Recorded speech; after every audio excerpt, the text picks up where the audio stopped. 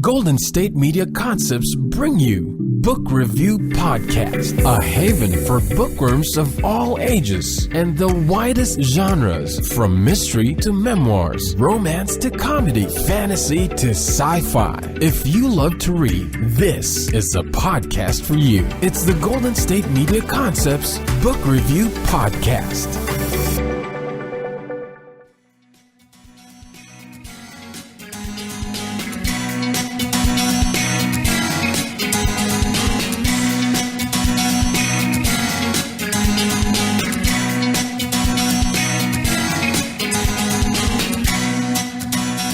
Hello and welcome to the GSMC Book Review Podcast, brought to you by the GSMC Podcast Network. I am your host, Sarah, and I am happy to be with you for another episode of this podcast, talking about books.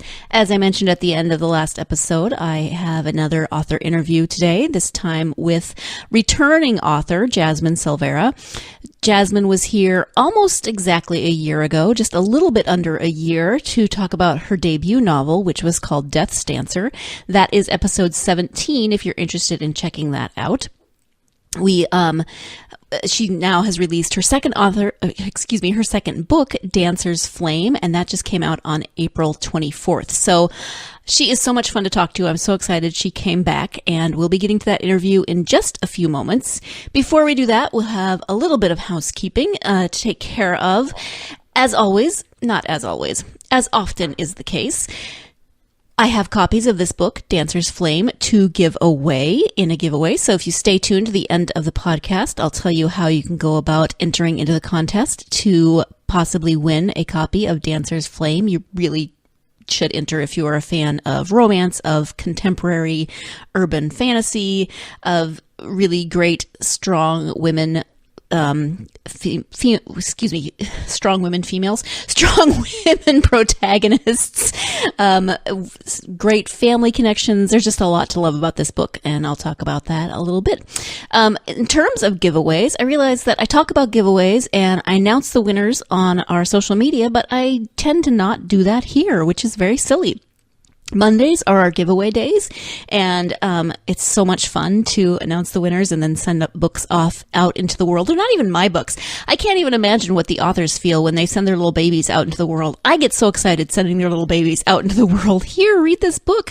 I sort of know this author. I talked to them, and they're fabulous, and now please read this book. And yeah, I'm a book nerd and I love it.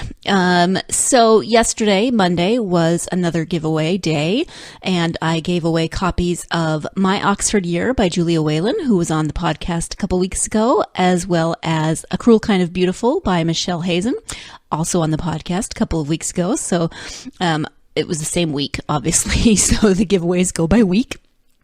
And congratulations to Rachel, Jen, Vita, and Deborah for winning their copies of those books. So thank you for entering. Thank you for listening, and keep entering. I love sending these books out into the world. So that is my little spiel on the giveaways. Again, stay tuned to the end to find out how to enter to win a copy of Dancer's Flame. So Dancer's Flame, as I said, is the second in the Grace Bloods series, and it takes place after Death's Dancer, just a couple of weeks after, actually. So the description on the back is as follows. With the help of a god, Azrael and Isela exposed a conspiracy and altered the world's balance of power. But for Azrael, victory comes with dangerous new abilities he can't control. Will embracing his future mean losing everything he's gained? His allies, his territory, his consort? Isela's found a home when she stepped into Azrael's protection and his arms. But if accepting her new role as consort means giving up the life she's worked for, will the price be too high? When an impossible creature shows up in Prague bearing a dire warning, the search for answers divides them. Now Isela must forge a bond with the power within her, while Azrael fights to keep from tearing himself apart. And time is running out. Gods don't forget or forgive, especially a betrayal from one of their own.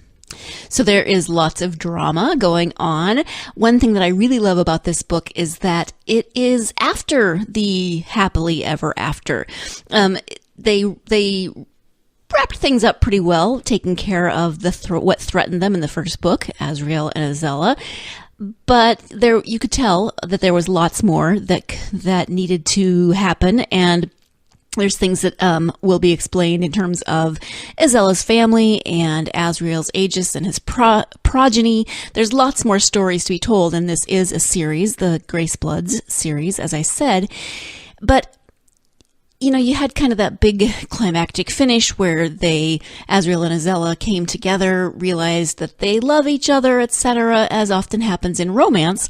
But then what we don't often see in romance is, okay, so now what? You had the big dramatic moment, you realized that you loved each other, and now you have to figure out how to live together. And for most couples, that can be complicated enough, but for Azrael and Isela, they've got a few other things that make it a little more difficult. Isela has new powers that she didn't in the last book, but she's still also got a very complicated family that they are trying to figure out their relationship with. Azrael is an immortal necromancer. I find being married to my lovely, wonderful human husband challenging enough some days. I'm not sure how I would be in a relationship with an immortal necromancer. So here you get what happens in the happily ever after, or at least some of what happens. But you also get a lot of adventure. You get them trying to figure out not only their relationship with each other, but as the book description says, the new powers that they both have and how to manage those and how to figure out how they fit in their lives, etc. There's a lot more of Isela's family. And I know a lot of you who read the first book really love Isela's family and what's not to love. They are fabulous. They are a family of witches and werewolves. The Isela's mom is a witch. All her daughters-in-law are witches, and her sons are all werewolves. There are 3 of them. So 3 werewolf sons married to 3 witch daughters-in-law. Again, I love my family dearly, and we get along very well. But I can't quite imagine dealing with family matters when your whole family is supernatural. So all kinds of fun things happening in this book. I loved it. I love talking to Jasmine, and I'm going to get to that interview now because she is so much fun to talk to, and I hope you enjoy listening to her as much as I do. So here is my interview with Jasmine Silvera about the second book in her Grace Bloods series called Dancer's Flame. Hi, Jasmine. Welcome back to the podcast. Hi, Sarah.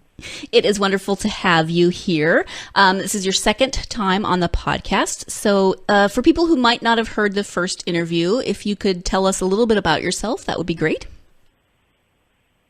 Yeah, thank you so much for having me back. I had so much fun the first time, and it's delightful to be back here with you again. So I'm Jasmine Silvera. I'm the author of the Grace Blood series. The first book, Death's Dancer, is out. The second book, Dancer's Flame, was just released on the 24th of April. So we're fresh in the release mode for that one. And they are a set of romantic urban fantasy books that are set in the city of Prague in an alternate present day, in a world ruled by necromancers, where humans are able to communicate with gods through dance. Mm-hmm.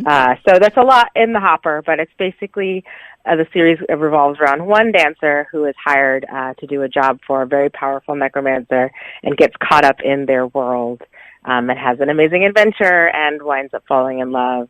And so the second book is sort of after the happily ever after of the first book, and how our 2 main characters, spoiler alert, Azrael and Isela, manage their relationship, and then deal with some of the ramifications of what happened in the first book. Right. So I hope that's not too super vague. Well, you don't want to give too much away. Obviously, you have a new book out that came out on the 24th, but anything else new since we last spoke on the podcast? Oh my gosh, yeah. I feel like it's been almost a year, and we moved again, which is kind of funny because you were moving the last time we were talking. Yeah, Exactly. And to be fair, actually, this is hilarious. So after our first conversation, we had just moved in to a rental that we thought we were going to be in for a long time, and then we found a house that we were able to buy. So nice. We, I think, within about 6 weeks, packed up and moved everything over again. So oh my gosh, we're here now. We're not going anywhere. And we've been in our house about a year, and so it's been really exciting. After traveling a lot and living in various places, it's nice to kind of have a place to settle down for a little while. Yeah, congrats. That's awesome. Thank you. So, you're done moving. So yes, let's talk forever. Forever. Oh, don't say that. Don't say it. Never say never. I should knock on wood. Yeah, right? exactly. Let's talk a little bit about your books. I guess that's why we're here. You gave us kind of a brief intro to Dancer's Flame, but can you tell us a little bit about the story?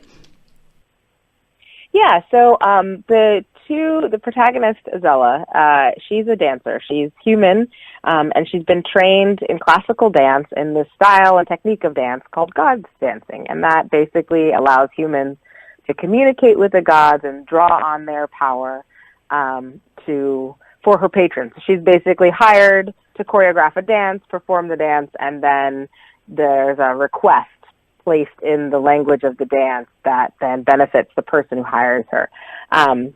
So in the last book, she was brought in by this necromancer, Azrael, to help boost his power as he was trying to hunt down a killer.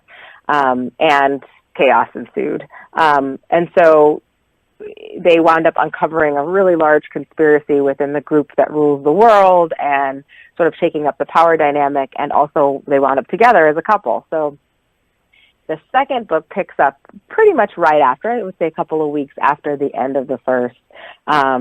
And through the ending conflict in the first book, Isela has been changed kind of irrevocably. She is no longer fully human, although I'll sort of save the why or how. And she's also now starting this fresh relationship with a very powerful 2,000-year-old necromancer. And so, you know, as anyone who's been in any sort of long-term relationship knows, that the challenge of staying together sometimes is just as exciting as the challenge of getting together. Right. So this kind of handles that aspect. And then in terms of the world that they're involved in, Azrael, who is one of the most powerful necromancers in the world, his personal quest has always been to discover like how necromancers came into the world, and their counterparts are witches. So they're kind of, one operates on the life end of the spectrum and the other operates on the death end of the spectrum. And so his goal has always been to figure out, well, how did they get here and why are they powerful and where does the power come from? And so as he and Isela have sort of inadvertently shifted the world quite a bit, he is now drawn back into this quest to figure this out. So, and at the same time, his powers are evolving and changing because of the way that they resolved the conflict in the last book. And so he thought he was in control of himself and everything, and it turns out he has a little less control than he thinks he does, and that he's a little shaky. So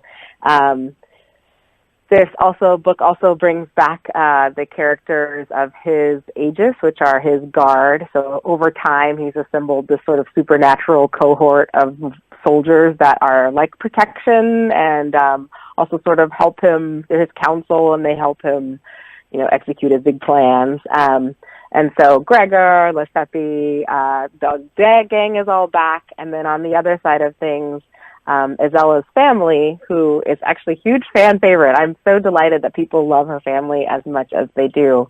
And so her family is back, and so we're going to get a little bit more of the Vogels and the Vogel pack, which are her brothers in book 2. I'm going to jump in here so we can take our first break of the podcast, but there is lots more of this interview with Jasmine and lots more of this world, this alternate Prague, and Isela and Azrael. There's lots more to come. So stay tuned. You're listening to the GSMC Book Review Podcast, and I will be right back. always on the go, but the day just won't be one without your Hollywood fix. Let Golden State Media Concepts Entertainment Podcast take care of that. Jordan and Keith is Entertainment Tonight meets Access Hollywood. I'm Jordan. The guy laughing, that's Keith. Yeah, I'm Keith. An all-inclusive look of pop culture.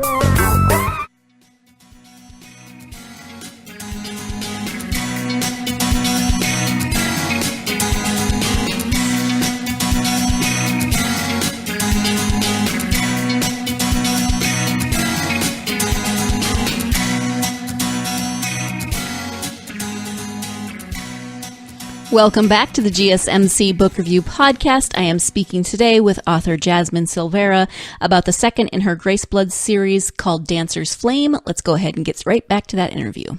So you said it's set in an alternate Prague, which it is. Basically, everything is the same. You know, I mean, it's modern times. People have cell phones. Everything is the same. But then you've got this other world. Can you talk a little bit about how that other world evolved?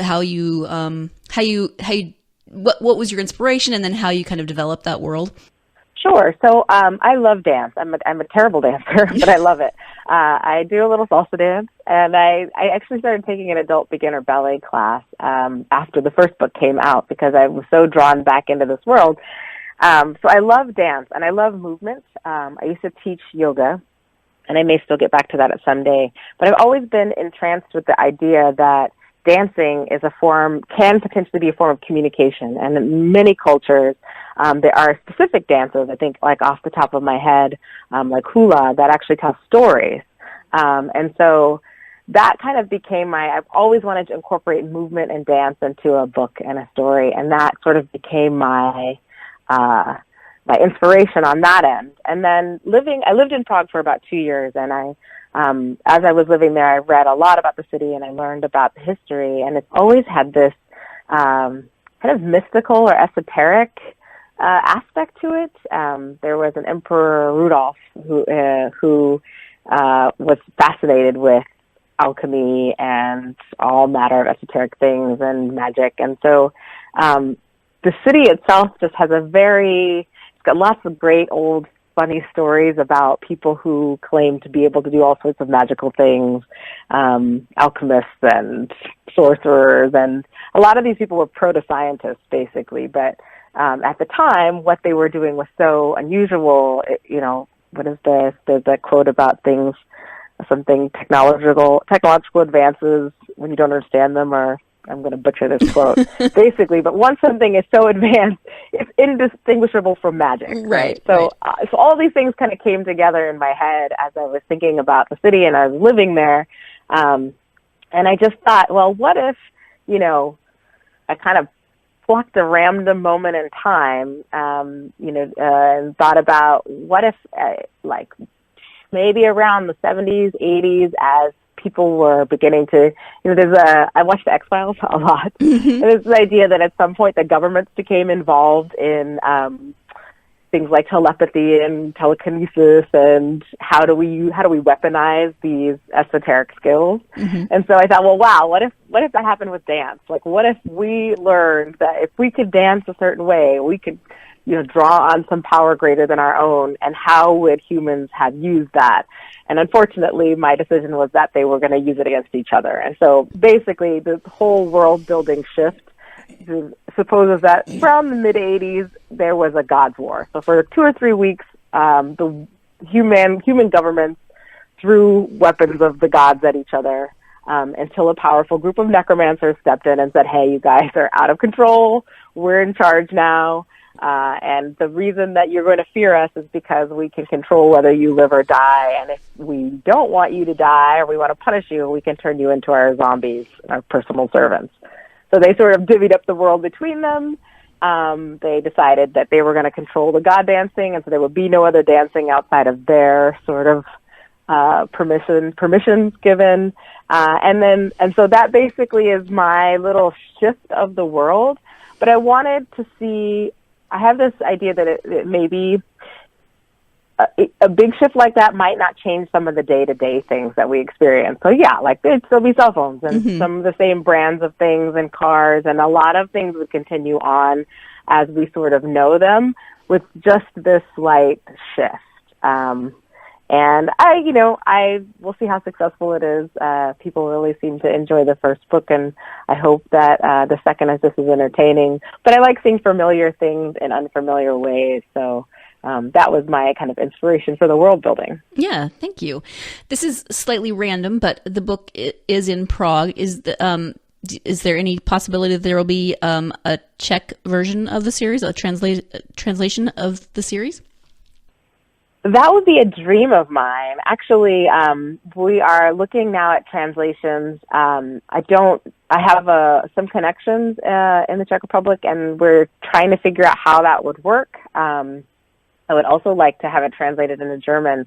Half of my family is in Germany, and so it would be great. And they're all really excited about the book, and but with varying degrees of reading it. So I would like to do translation. I'm also looking at an audiobook version of it in the near future, because I think that I know personally I've gotten more into audiobooks as my life has gotten busier, and I'm chasing a small person. It's a little bit easier for me to find time to listen to a story than it is to sit down with a book. So those are the things I have planned for the future. Yeah. Okay, wonderful. Yeah.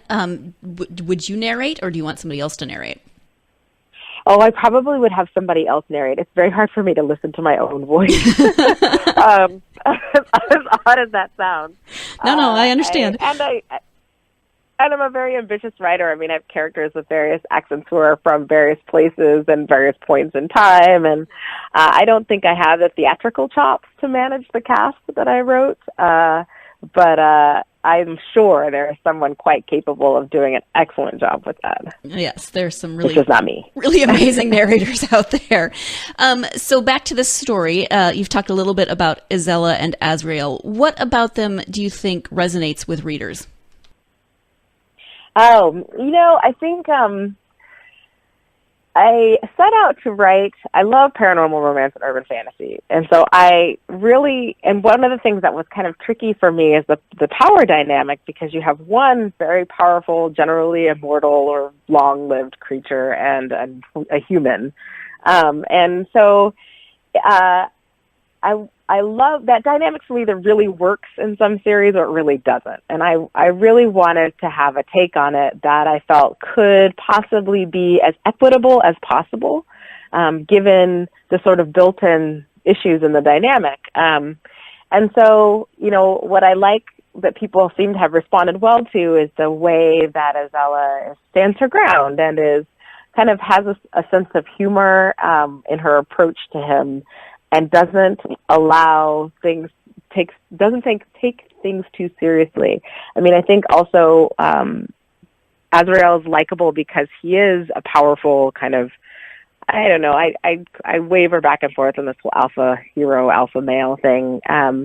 But my idea for him is that he's old enough that he would have been around maybe toward the tail end of some of the matrilineal civilizations in the world. So he is not himself unfamiliar with being around powerful women. He surrounds himself and his court with some very powerful entities like Lesepi, who's an Amazon, or descended from Amazons. I mean, his mentor was another very powerful female necromancer. So I wanted to have him, while being a very masculine man, also be very kind of have an innate respect for femininity and the strength of women. And so, I wouldn't say that's maybe explicit on the page, but I think it comes out in the way that they relate to each other. And that seems to be something that people respond well to, the way their relationship feels. I've heard mature, and I've heard, well developed, or they communicate with each other. And so I think it's hard to know exactly what resonates with them, but I might be the wrong person to ask, but people do seem to like them a lot, and I that's great, and I think that's why. Right. And one thing I appreciate about their story is, so often in this type of book, paranormal romance, and as you said, usually there's a very big power differential. One is kind of ancient and immortal, one is human. So often things feel forced. It almost, there's often I have found you are my soulmate, and so now I will just force you to be my soulmate whether you want to or not. And that is not present here. So I appreciate that. Oh, thank you so much. I think, there is that element. And I know there's, I don't want to put down this idea of the fated mate, know, because I think there's something very sexy about, like, you're attracted to somebody, you don't know why, and it turns out you're meant to be together. And I like that, and I respect that as a trope when it's done well. But for me personally, there was an article I read by, do you know Dan Savage, if you've heard of him? Mm-hmm. He's a relationship columnist. He wrote something about this idea that you're choosing your partner constantly, that being with somebody is a choice, and it's a choice you're making every day. And you have to at some point choose the person over the things that you don't like or don't understand about the person. Right. Or, the reality is that it's wonderful to have somebody that you feel attached to, but nobody's perfect, and that you still have to choose them every day. And I wanted to make it clear that although Azrael and Isela, like, he does offer her this role as his consort, basically, for her protection originally, because it gives her certain protections against the world, but they don't have to take it to a relationship level. And they do. And so they are constantly, the two of them are constantly having to choose each other and say, yeah, we're going to stay together, and we're going to figure this out, and we're going to make this work. And that pops up a couple of times in the second book too, as his powers begin to change and his control shifts a little. I mean, the dynamic is a lot more even now in some respects because she's become quite powerful. And so I do want them to have to continue to look at each other and say yes to this, mm-hmm. And their relationship. So cool. I'm glad that resonated for you. That's good to know. Thank you. Well, and it's interesting because often, the story after the happily ever after, it involves discussing money and where we're going to live and how we're going to integrate our families. And for Azrael and Isela, there's some of that with families, but it's more of how are we going to deal with the fact that people want to kill you and you are seen as a threat, So slightly different relationship problems. That's where my writer brain kicks in. Because yes, I mean, we all know the realities are a lot more mundane than whether or not a group of powerful necromancers wants to kill or control you. Right. So that happens to me every day. Right. Well, I don't know about you, but honestly, just the other day, there's a group of witches. Yeah, I mean, I think that's where you take what you know, and as a writer, there's this old thing that everybody's, write what you know, but, mm-hmm. I don't know necromancers, and I don't know witches, and I don't know any werewolves, so there's that. But I do know relationships, and I do know what it's like to again, choose your partner and stay with that person and choose to have a life together. So it's really just taking that element that I know and then stacking on top of it the supernatural element of this world. Obviously, for them, where they're going to live and who gets to put their shoes on the left side of the closet is less important, because the world is a lot different. So I'm trying to give them challenges that are commiserate with their relationship. As, those of us mundane people, our challenges are, who did you clean your shaving clippings out of the sink after you finished your face, that kind of thing. So they're just trying to you just take what you know, and then you stack the world building on top of it. Right. I love it. So it just came out on the 24th, so just a couple of weeks. What kind of events do you have planned or have you done with this release? Well, I'm doing this amazing podcast interview with this podcaster who I just adore, named Sarah. Oh, is that you? That's me. Hey. Yeah. Hey. Yeah, so aside from this wonderful podcast, which I'm delighted to be on again, I'm actually having a live event here in Seattle with a friend of mine and fellow author named Ariel Meadow-Stalling at the Ada's Technical Bookshop on Capitol Hill. So this is Seattle. So sorry, I know you guys are all over the world listening to this, but if you are in Seattle, the Pacific Northwest, on May 8th, we're going to do a book launch party, and we've decided to, rather than do the traditional launch party of just me reading from the book and maybe answering some questions, but actually have a conversation about romance as a genre, feminism as a genre, as a philosophical concept, and how they work together or don't or can they. and really just turn it into a conversation. I mean, I am a writer, I'm a mom, I'm a wife, I'm a feminist, and I also write romance novels, and I don't think that those things are the exclusivity part is beginning to break down between them, and I really feel that some of the most powerful work in feminism can be done in fiction, and especially in a genre that centers relationships and the woman's perspective in a relationship, and women striving for and getting what they need in their lives, careers, relationships. So I'm proud to be both a feminist and a romance writer, and so we're going to incorporate that a little bit into our event. So that's Monday the 8th. That's just coming Tuesday. Oh my gosh, I'm so not ready. About 6 p.m. at Ada's, and they are doing some pre-sale tickets for people who need or would like to have guaranteed seats, and you can do that with or without a book purchase. But those are going fast. So if it's something that you think you might want to go to, the links to all of that will be up on my page. And actually, I'm not even sure when this is going to air, so this might be information that we don't even need. Tuesday, actually. So it's the same day as the event. So perfect. All right. So that's the big event. And then the book is, again, it's going to be at the Third Place Books on the shelves, and it's also on the shelves at Ada's Technical Books on Capitol Hill. And so those are my big news events for this particular release. Yeah. Mm-hmm. Seems like a good time to just jump in here so we can take our second break of the podcast. But stay tuned, more is to come. So you're listening to the GSMC Book Review Podcast, and I will be right back. Tired of searching the vast jungle of podcasts? Now listen close and hear this out. There's a podcast network that covers just about everything that you've been searching. Hey! The Golden State Media Concepts Podcast Network is here. Nothing less than a podcast bliss with endless hours of podcast coverage. From news, sports, music, fashion, cooking, entertainment, fantasy, football, and so much more. So stop lurking around and go straight out to the Golden State Media Concepts Podcast Network. Guaranteed to fill that podcast itch. Whatever it may be. Visit us at www.gsmcpodcast.com. Follow us on Facebook and Twitter, and download us on iTunes, SoundCloud, and Google Play.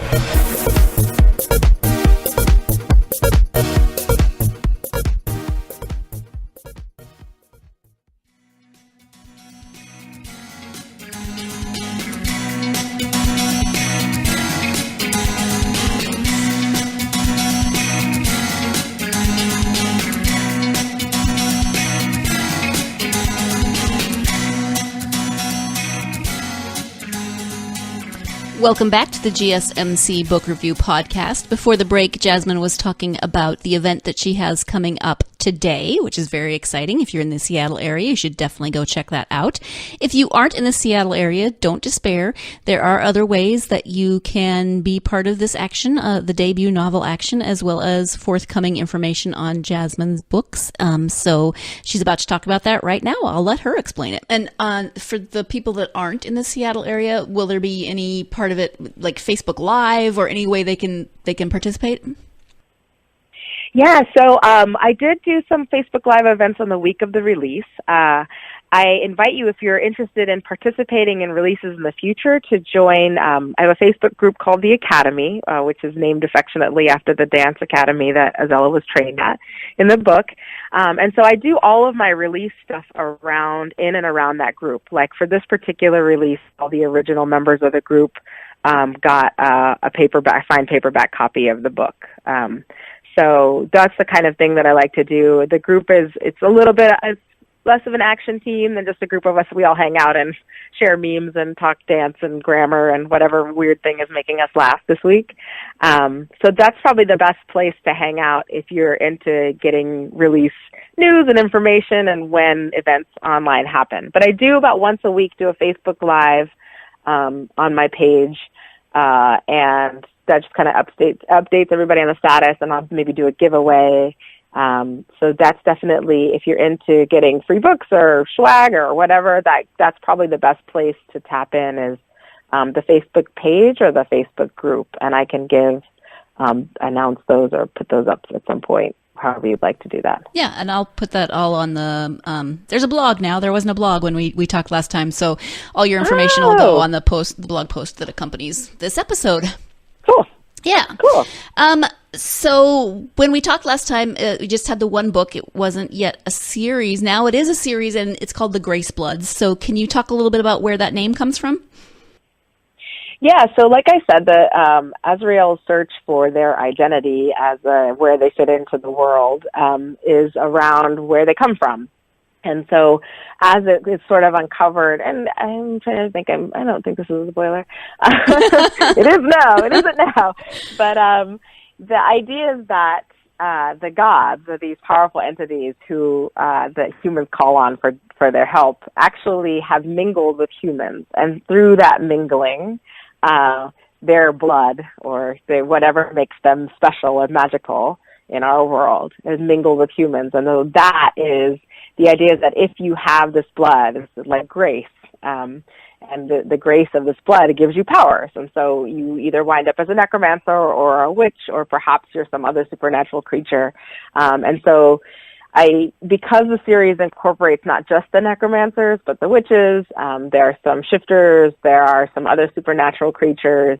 I wanted a series title that incorporated all of those. That way we could talk about everybody in this world.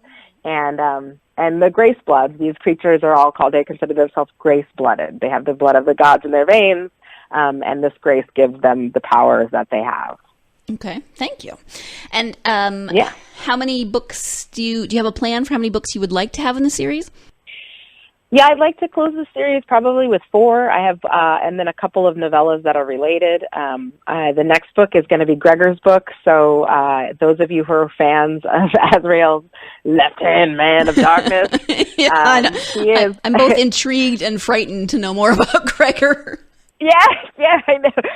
He's one of those that I was really worried people wouldn't like, but actually I've had the total opposite response. So at first I wanted his book to come next, but I had stuff I needed to get out for the world, and so I thought, let's just stay with Isela and Azrael for one more.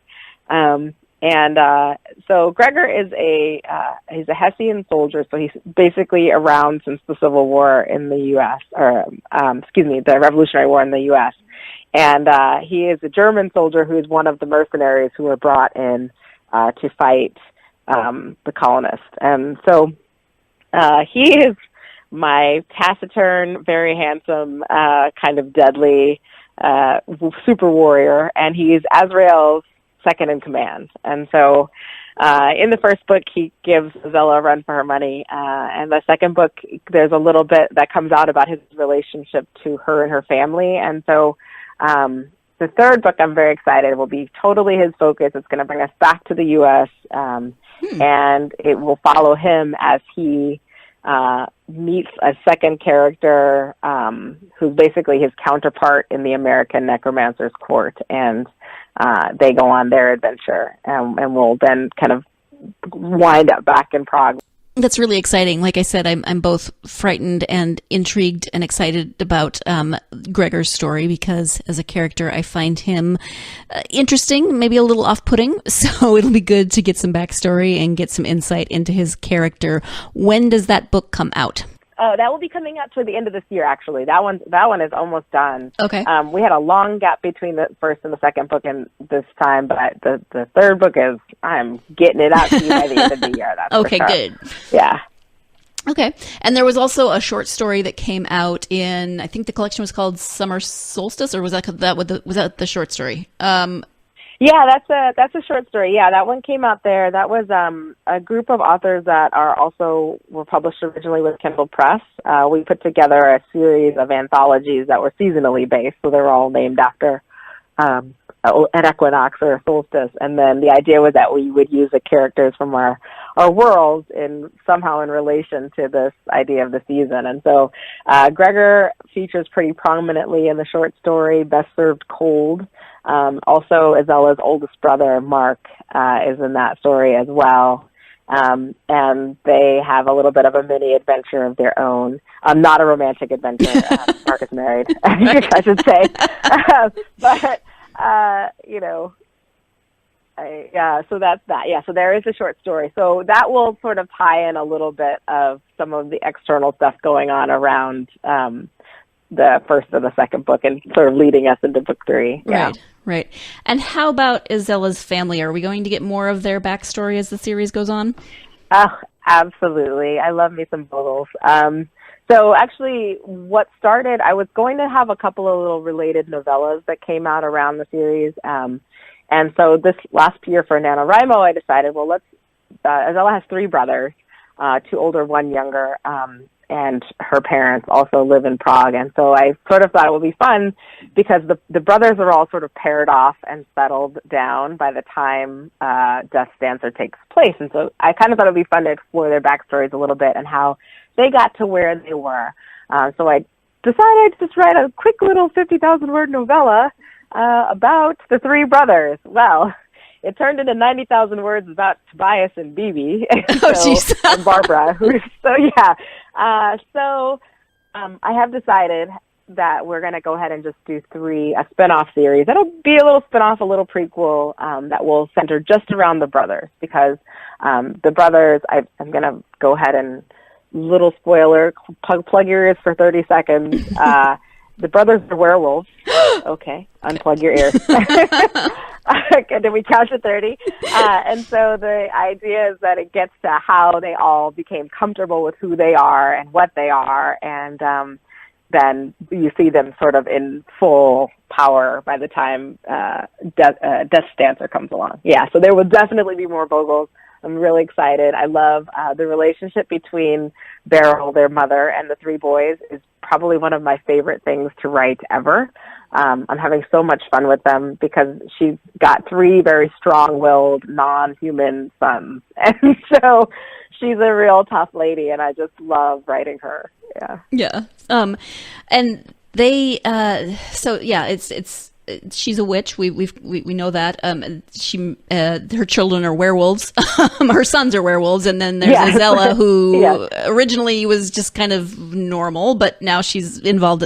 Their family has got some. They don't have the normal family dynamics of. No, they don't. And again, it's the write what you know, and then add something extraordinary to it. You know, like I have a big family. I have 1 sibling. And then some cousins that I'm very close to. Let's add the supernatural element to it. You know, none of my family that I know of are witches. But, they've mentioned. Hey, let's see if we can add that and that tension of how they're all trying to relate to each other as siblings, and also having this pretty big secret because they are existing in a world that they would be in big trouble if they were public about who they are. You know, so. She kind of added that to it too. That was fun. Yeah. And the other thing that I appreciate about the family and Isela as a main character is that you don't often get women of color in main roles in contemporary urban fantasies. So that's really fun. I appreciate that element. Not that it's a huge focus. It's just, it just is. But it's good to see more diversity represented in books, in fantasy books. Oh yeah, thank you. I mean, I'm a woman of color.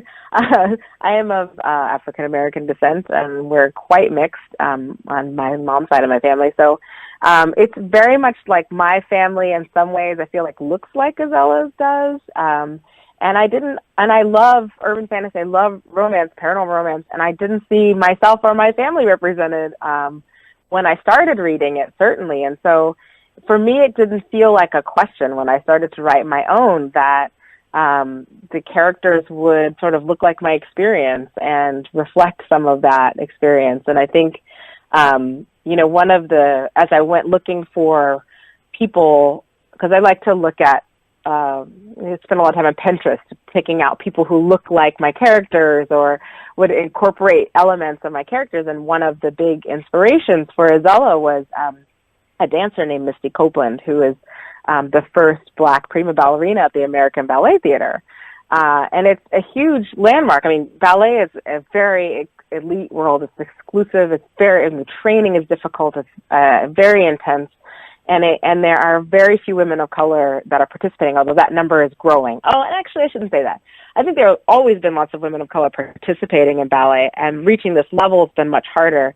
But, you know, if it's not visible, you don't know it's there. Right. And so as I read more about her and her story, and then I discovered like sites like Brown Girls Do Ballet and all of these things, I just felt like it was very easy for me to have an inspiration for her that was a real person. I'm not making this up. There is a woman who is an incredible dancer. And yes, she doesn't command the power of gods through dance. I don't know. Maybe she does. Maybe she does. We don't know. But I'm not making it up, basically. And so it was nice to have a real live person to draw some inspiration from. And then as I found one, there were many, many others. It just is important to me that my books and the world of my books reflect, on some basic level, the world that I live in. Azela's friends group is a very diverse group.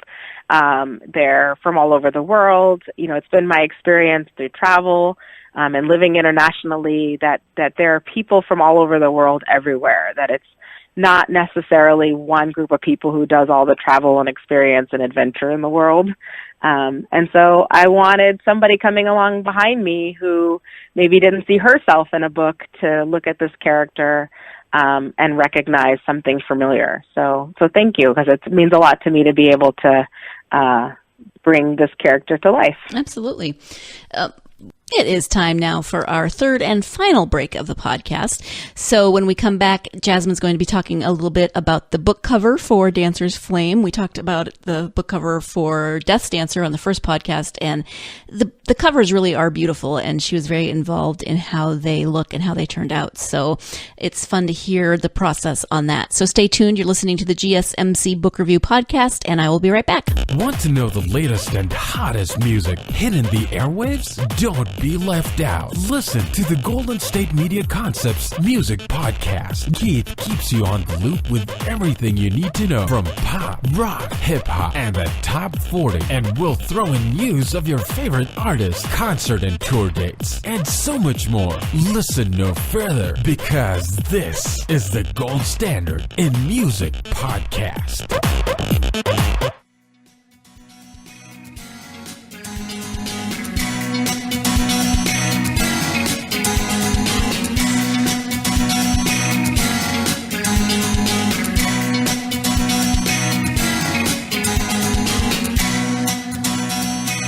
Welcome back to the GSMC Book Review Podcast and the conclusion of my interview with author Jasmine Silvera. Our conversation before the break made me think of the book cover, which the first book cover had kind of a silhouette of Isela dancing, and this new book has they're both beautiful covers. We talked a little bit about that last time, but a very prominent kind of photo of Isela. Talk a little bit about the book cover, this book cover. Were you as involved as you were with the first one? Yeah, so both book covers I have directed. I don't design myself, but I have definitely done the direction for them because it was very important to me that the dancer be represented properly on the cover, Isela. And the first book cover, I struggled. I mean, we had such a struggle to find stock photography. So like a lot of authors, I rely on stock photography sites for my covers. And this is why, readers, little bit of thing, you see a model on a cover and then you see that model on another cover, very likely that's because it's a stock photo that was used by two different designers. And the way stock photography works is that unless you pay for the exclusive rights, which tend to be very expensive, you are actually paying just to use the non-exclusive use rights. So anybody else can also use that same picture. So in my case, I just had an impossible time trying to find a photo of an African-American dancer for the first book. And so what I wound up doing was finding a professional photographer who had done some shoots with dance companies like Alvin Ailey and other companies that had dancers of color, and licensing one of his photos. So that picture was just so gorgeous. I mean, that leap was like, and I sent it to the designer and he was like, yes, that's the one. So the second time around, though, I got really incredibly lucky. I mean, I was ready. I had I was pulling up my contact photographer who does dancers. I was ready to find someone, and I kind of sent my first thoughts to the designer, and I said, it'd be nice to have both of them on the cover this time, and to see both of them. Like, the dynamic in the first book is he's very mysterious and powerful, so he's kind of above and mysterious, and I sort of wanted this book to be a little bit more, feature both of them or her, and we just got lucky. My cover designer's amazing. He found this is a stock photo of this model who was like, the minute I saw her, I was like, oh yes, that's her. So there was no question. I had thought about doing, because this book is less about the dancing and more about her becoming, kind of stepping into her new role and her new power. So it was less important to put a dancer on the cover. But yeah, I mean, that was a huge moment. And I think there's been a recognition in the industry and even in stock photographers that there is a desire for people of color to be featured on books, especially if that's the main character. So I'm seeing personally a lot more variety in the stock photography, and I think that you're starting to see that reflected in the book covers. There have been some really beautiful ones that are out there that are really reflective of the diversity of the world that we live in, and that's really exciting. So yeah.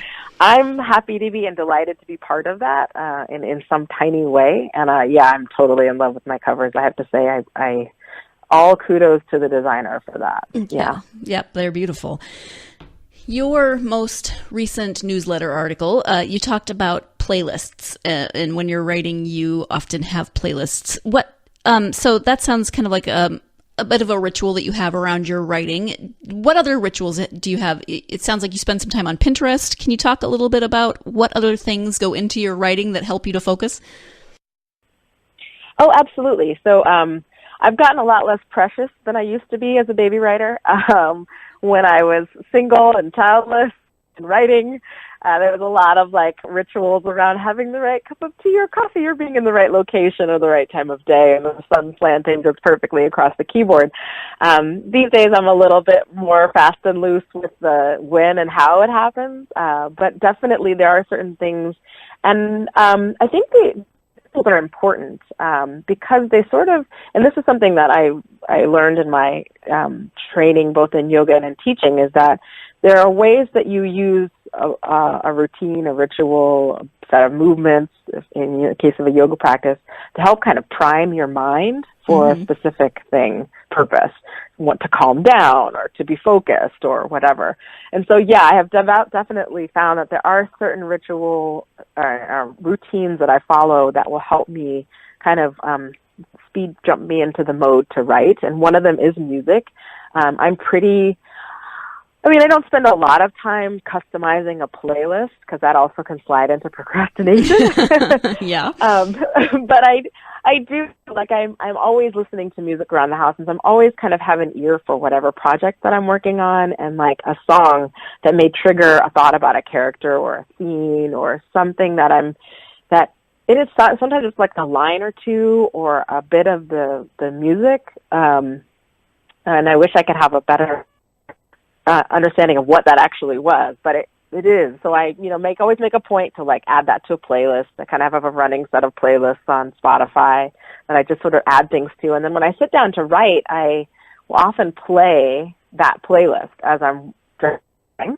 And if there are certain songs that work particularly for a scene or a chapter, I try to make it quick, because, the process of writing a book and revising it and rewriting it and editing may take you 6 months or even 3 months. It's a long period of time to try to get your mind back into that same place.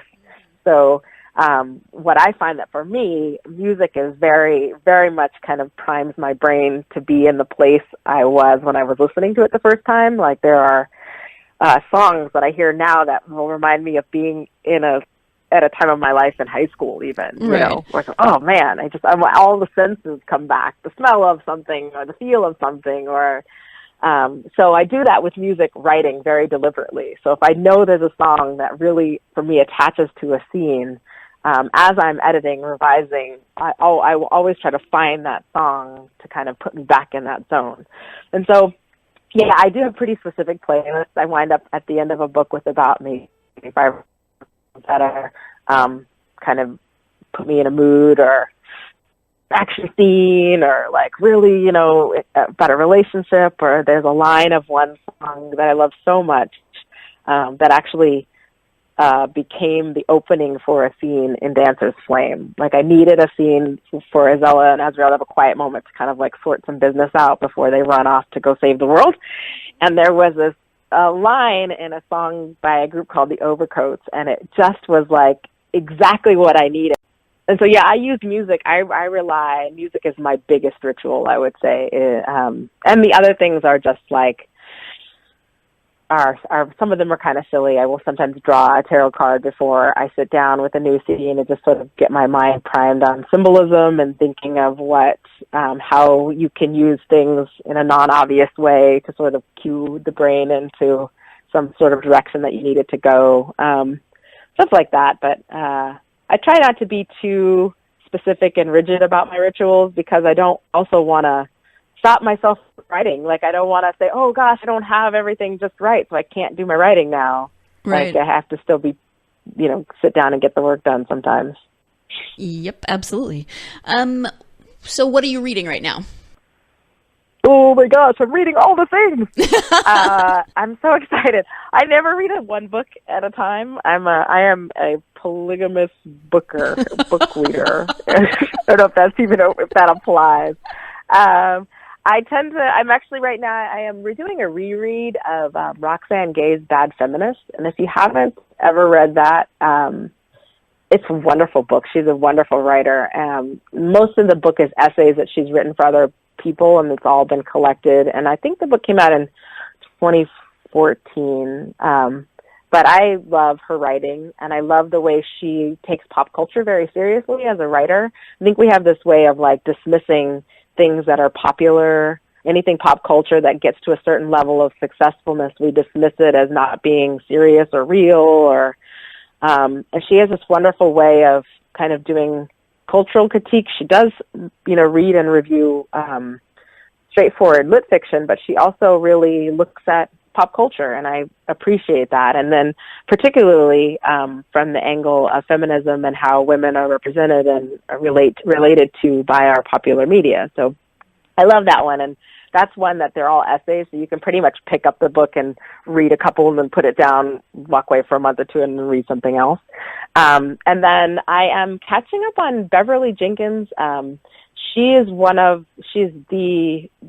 the grand lady of African-American romance, specifically historical fiction, and she's wonderful. I think if you are looking to be introduced to historical romance that is not set in Regency England, she's the one to go to. She does Civil War, she does post-Civil War, she does the West, all with very diverse characters and really interesting plots. And so right now I'm reading Midnight, and that is her novel that's set in the Revolutionary War and it's about a freed woman who is participating with the colonists on the colonist side of the war. And so she's another one that just effortlessly includes race in her novels. She's very aware of it and conscious of the history, but it's very naturally inserted, and it's very, and she highlights periods of time where you don't often think of the contribution of people of color, and writes these wonderful love stories about them and how people in all sorts of moments of history during conflict and war and bondage have still managed to find each other and fall in love and make families and all of those things. So I'm loving Midnight right now. That's been my fiction read. And then my other book that I'm reading right now, because I cannot have enough, is one that had totally missed my radar, and I don't know how. Like, this is exactly my catnip. She's basically like Indiana Jones, Lara Croft. The author is Ceresia Glass, and the name of the book is called Shadowblade, and so urban fantasy, hello, that's totally me. And she winds up involved with a supernatural creature, and I'm like, of course, this is me. So I'm really excited about that one. This one has been the one that I've had to slow myself down so I don't finish it too fast. And thankfully there are 2 other books in the series out, so I can't wait to get to those too. Fun, thank you. How about with your daughter, who's now 3? What are you and she reading together? Oh, the three-nager. Basically anything she wants. Well, sure. I will read her from the cereal box. She's actually, it's really cool because like, now is the time where she's starting to pick up books on her own that we've read a lot, and I'll catch her sitting in the corner flipping the pages and telling herself the story. Mm-hmm. So I'm like, oh, yes, it's happening. The reader. She's becoming a reader. But right now she's really into superheroes because the whole Batman, Superman thing started happening at school. And so DC Comics makes a series of kids' books that are superhero girls. And I love them, and she loves them, and she now can name all of the whole cast of the DC superhero. Oh, the Superwoman or Supergirl and Batgirl and Wonder Woman and Katana, and like she knows them all, and my little geek mom heart is just exploding with joy right now. Absolutely. We read that.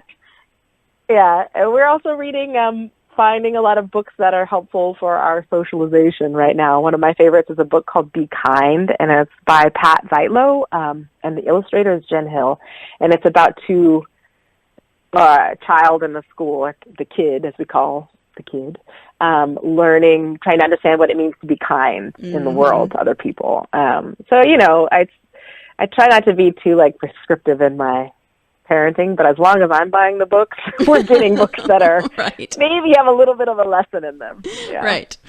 Is she still reading, you and she, are there still books in German?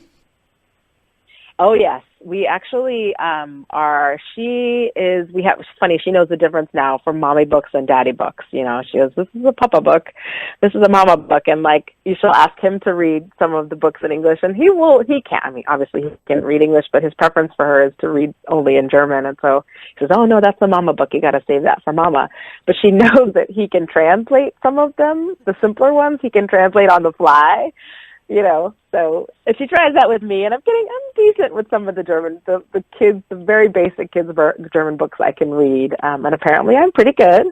They're definitely, she's got a shelf of mom books and a shelf of papa books, and she knows which are which. Although I will say there is a great company now that does bilingual books.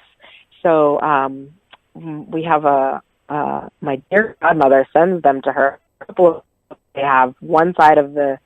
They have the same story in English and in German. Oh, nice. And apparently they have multiple languages, so you can do whatever configuration you want. And they're common stories. Some of the stories I've never heard of, but there was Jack and the Beanstalk, and so basically we have a subscription now to bilingual books, which is fantastic for me. And adults, if you're trying to learn a language, get the children's books. Mm-hmm. Don't start with the big stuff. If you are learning a second language, start with the kids' books. You will find yourself learning so much so fast. That's my tip to anyone learning a second language. Unsolicited advice from Jasmine. That's what we come to you for. Thank you. Exactly. You did mention earlier that you have a website. So where can people find you on your website and social media, etc.? Yeah, so hopefully this is pretty easy. I am at www.jasminesilvera.com. Easy enough. I am also on Facebook and Instagram primarily. I dabble in Twitter occasionally, but I often run away screaming after about 10 minutes. All of my social media is at Jazz, JASSILVERA, so Jazz Silvera. I'm everywhere, and I even put my Pinterest boards up, so if you're the kind of person that likes to know what an author thinks their characters look like, I have boards for all of the books up there and inspiration boards. But definitely my big ones are Facebook and Instagram right now. I also have a newsletter. If you are interested in giveaways and finding out release information, you can sign up on the newsletter through the website. And recently, we did start a Facebook group, and so that groups are different than pages because you voluntarily join a group, and it's a little bit more of I call it the party, because it's a little more interactive than just a page where I'm throwing up, hey, look, the book's on sale this week. It's more, this is where I share my memes, and, we goof off and ask questions and do little private giveaways. So there is a Facebook group, and that's called The Academy, and that's connected to the pages. So, I mean, I know this is a lot to get over the ear, but yeah, if you even just start out at the Facebook page, Jazz Silvera, that will lead you to all the other places. Right. And again, that'll all be on the blog posts. So if you don't want to frantically try to write all this down, just go to our blog and you can click. Or you can go to... down your pen, take a deep breath, we'll get it to you. That's right. Well, we have talked about a lot, which is awesome, as always. Is there anything else that we haven't covered that you would like to talk about before we wrap things up? No, I just want to thank you again for having me. I mean, I write urban fantasy and romance because I love reading it, and I love sharing that with readers, and I love to hear from my readers. So definitely get in touch with me if you had any questions about the book. As an author, especially as an indie author, I rely on reader reviews, and so if you have 5 minutes after you've read the book and you want to just throw down a sentence or two about what you thought of it on Amazon or Goodreads, that is an enormous benefit and a favor to me. I super appreciate it. Mm-hmm. And I just want to thank all the readers who have followed me through book 1 and to book 2, and I really hope you enjoy it. So thanks again, Sarah, for having me. This has been wonderful. And as for reviews, if you're someone like me who overthinks everything, you actually have on your website tips for writing reviews. I was just looking at that last night. So if you don't know how to write a review or you don't know where to start at Jasmine's page and get some tips. Yeah, it doesn't have to be complicated. Literally, a sentence or two is perfect. I always say, write it like a tweet. And for those of you who are intimidated by Twitter, just keep it short. Sentence or two. Yeah, and comparisons are great. If you like this book because it reminds you of another book or an author that you love, mention that. If you don't like a book, mention why. I mean, that's super helpful because sometimes a book that I don't like, for whatever reason, maybe somebody else is catnip. So as long as you can be specific, even a review about a book that you weren't super crazy about can be helpful to the author. So, but be specific, and definitely to other readers. Yeah, be specific, but not mean. Don't just say I hated this book, it sucked. That's not helpful. This is the worst book that I've ever read. Yeah, well, that just doesn't help anyone. Hey, I really don't care for books where the hero is involved with somebody else, but when the book starts and then through the course of the book he winds up with the heroine. That for me just rubs me the wrong way. Mm-hmm. So I always go into a review and I'm like, well, this really isn't my thing and here's why. Right. Yeah, so, but I did like this about it. Exactly. If you can pick out something that you did like, that's awesome too. But yeah, I mean, I just think readers, don't be intimidated by the prospect of leaving a review. It's not, nobody expects you to write a novel on a novel. But if you think of it as you're helping another reader find a book that they may love, then you're doing a favor to the other readers, that are out there that are looking for great books too. So help other readers. Absolutely. And leave a little review. And if you love the author. If you love an author, then let them know. So yeah. That's how we find out, because we're all writing in a bubble. We don't get to talk to you all the time. We don't know what you think. So, yeah. Well, thank you so much. I really, really appreciate it. And I know you've got a busy week ahead of you, so enjoy the rest of your weekend. Oh, thank you so much, too. It is sunny here in Seattle, so I'm going to take advantage of that. And I hope that all of you, read on, read well, and it's great talking to you again, Sarah. Thanks for having me. No, you're welcome. Thanks for being here. Once again, thank you so much to Jasmine for being a guest on the podcast. I really love when she comes to chat because I have so much fun. I hope you had fun listening to the podcast. I hope you are now intrigued and want to read Dancer's Flame. I hope you will then enter our giveaway contest so that you can win a copy of Dancer's Flame. Here is how you do that. Very simple. Just go to our Facebook, Twitter, or Instagram pages. Those links are in the show description, as well as on our website, as well as on the blog post where all of Jasmine's information will be as well. Go to Facebook, Twitter, or Facebook, Twitter, or Instagram and comment on the post with episode 80. That's episode 80, Facebook, Twitter, Instagram. Comment and you will be entered into the contest to win a copy of a paperback copy of Dancer's Flame. You know you want to. Come on, free books. It's very exciting. I love to send them out into the world, so help me fulfill my love of sending books out into the world so that other people can read them. Please, do it for me. So anyway, hope you enjoyed this episode. Thank you so much for joining me. I hope you will join me again on Thursday. We have a completely different genre on Thursday. So I will be speaking with author A.M. Wilson about his debut novel, Populous. It is post-apocalyptic. It is dystopian. It is very, very interesting. And I had a really interesting conversation with him about that book, about what went into writing that book, his inspiration, etc. So I hope you will join me for that. And that's Thursday's episode. Thank you again to Jasmine. Thank you again to my listeners for tuning in. I love spending time with you every week. I wish you could be here in the studio with me, hanging out. I will see you again next time, but in the meantime, please go out and get yourself lost in a good book. You've been listening to the Golden State Media Concepts Book Review Podcast, part of the Golden State Media Concepts Podcast Network.